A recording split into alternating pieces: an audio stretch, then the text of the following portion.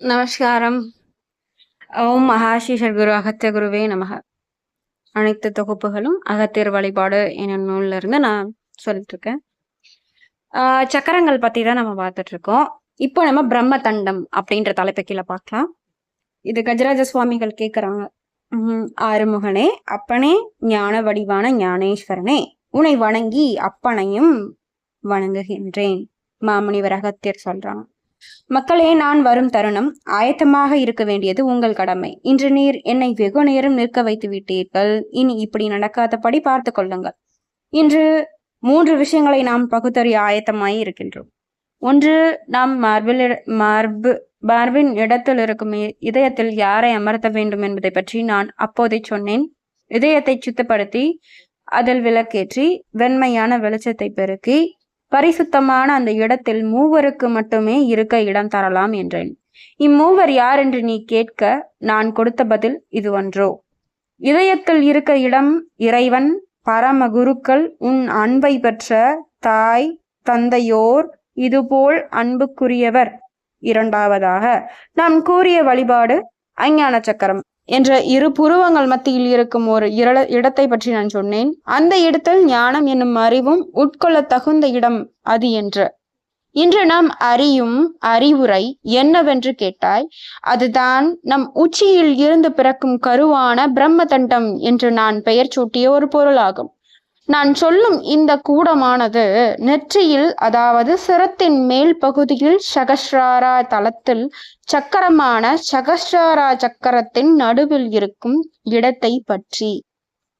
சகஸ்ராரா சக்கரம் பொதுவாக எல்லோருக்கும் மலராது. ஞானத்தை அறிந்து நிஷ்டையில் அமர்ந்து மூச்சை ஒழுங்குபடுத்தி ஒரு மனதுடன் தீட்சயமாக பூர்ந்து உறங்கி இருக்கும் குண்டலினி எனும் சக்தியான சர்ப்பத்தை உறக்கத்தில் இருந்து விழிக்க தூண்டி எழும்பிய நாகமது முதுகின் நடுவில் இருக்கும் சூஷ்மண ஞானத்தை பிடித்து மேலேறி சிவனை அடைந்து சக்தியானது சிவசக்தி ரூபத்தை கண்டு சகஸ்ராரா தலம் என்னும் சகஸ்ராரா சக்கரத்தை மெதுவாக விரிக்க வைத்து குண்டலினி சக்தி என்னும் அரிதான சித்தியை தான் கொடுக்கின்றது. அப்பொழுதுதான் தான் தியானம் செய்த அவன் சித்துவை படைத்த சித்தன் ஆகின்றான். இதுவரை நான் சொன்னது குண்டலினி எனும் ஞானத்தை பற்றி. இனி நான் சொல்ல போவது இந்த சகஸ்ராரா தலத்தின் மத்தியில் இருந்து எழும் சக்தியை பொறுத்தது. சிறிது குழந்தைகளுக்கு மண்டையோடு முழுமையாக மூடி இருக்காது. அங்கு ஓரிரு இடங்கள் மட்டும் முழுமை அடையாமல் அவிழ்ந்து மழிந்து கிடக்கும். மனிதன் வளர வளர இந்த மண்டையானது முழுமையாக வளர்ந்து பூஜ்யமாக இருந்த இடத்தை மூடி மறைய வைக்கின்றது. இந்த இடத்தில் ஒரு கருவி எழுகின்றது. எல்லோருக்கும் நினைத்தாற் போல் அங்கு ஒரு இயந்திரம் இருப்பதில்லை. மனதில் இருந்து எழுகின்ற அன்புக்கும் ஆசைக்கும் தடை என்று சொல்லும் செயனில்லை. மனிதன்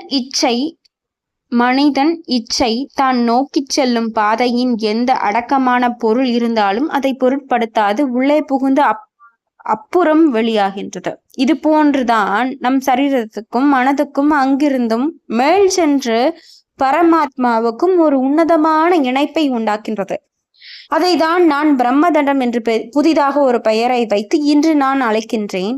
இது ஞானத்தில் தேர்ந்தவர்களுக்கு, நியமத்தை பரிபாலித்தோருக்கு, நெடுமுறை செல்வோருக்கு, நன்மையை செய்வோருக்கு, நற்குணம் படைத்தோருக்கு, தர்மத்தை காப்போருக்கு, தியானத்தை செய்தாலும் செய்யாவிட்டாலும் பரமஞானத்தை அளிக்க உதவுகின்றது.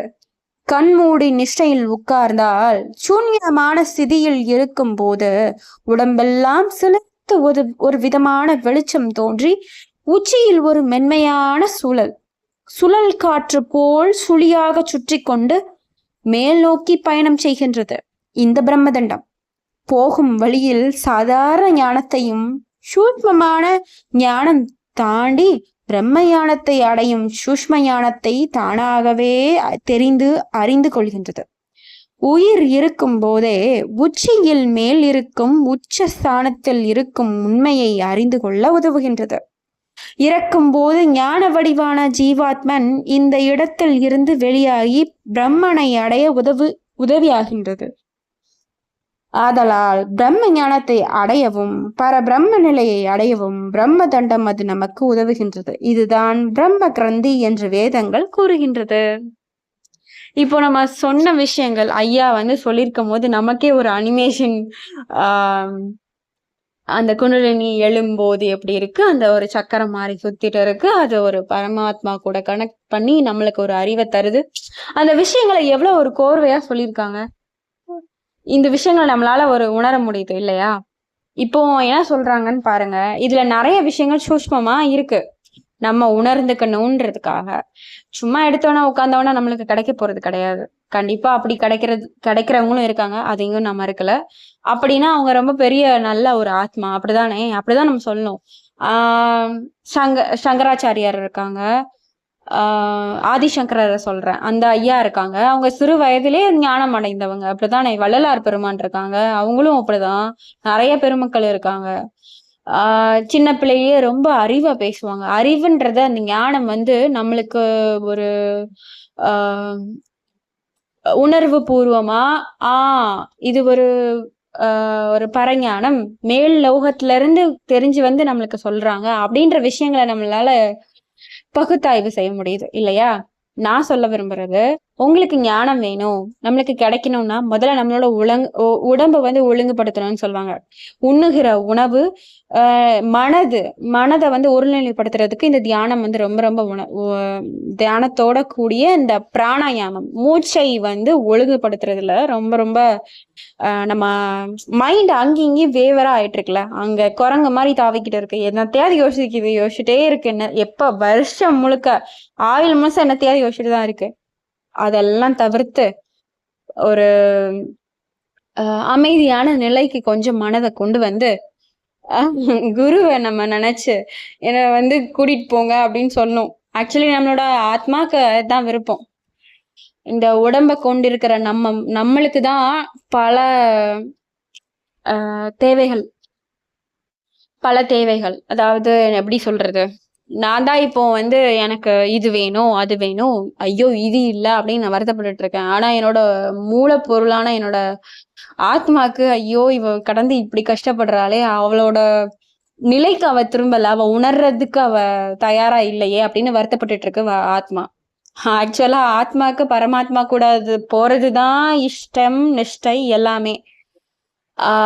நம்ம எடுத்திருக்கிற இந்த சரீரம், நம்ம சேர்த்து வச்ச இந்த கர்மா நம்மளை விட மாட்டேங்குது.